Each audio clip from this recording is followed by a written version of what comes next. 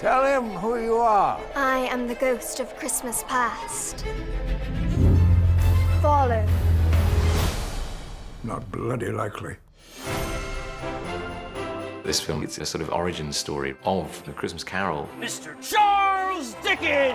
Dickens was a rock star of that time, but falls from grace. So he's had a couple of flops. Oh, well, who hasn't? He was sort of going through a midlife crisis at 32. My lamp's gone out. I've run out of ideas. He has hit a bit of a blank. The pressure was really mounting, and he's got young children. He was overspending and yet was concerned about dwindling finances. What about an advance? You have a new book in mind? It's about a miser. On Christmas Eve, he meets some kind of supernatural guides. Does it have a title? Humbug, A Miser's Lament. Christmas ghost story, Christmas song, Christmas ballad, something like that. Even if you'd already written it, we couldn't possibly get it illustrated in only 6 weeks.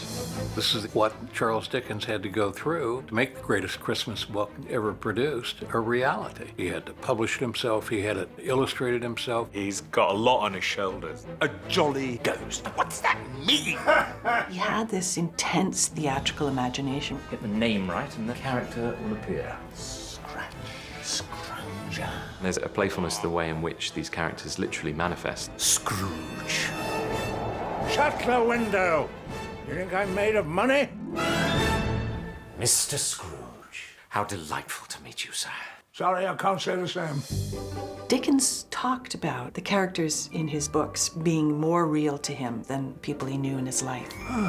They become his torturers, in a way. He gets writer's block, and particularly Scrooge becomes his nemesis. I'm the author here. Allegedly.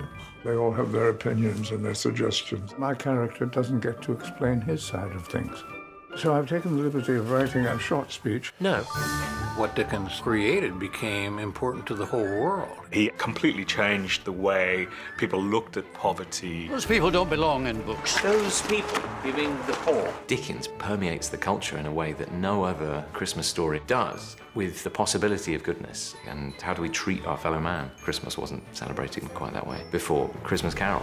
God bless us, everyone. It's the most extraordinarily charming and magical Christmas story. Oh, Mr. Scrooge, you and I are going to do wonderful things together. Merry Christmas to one and all.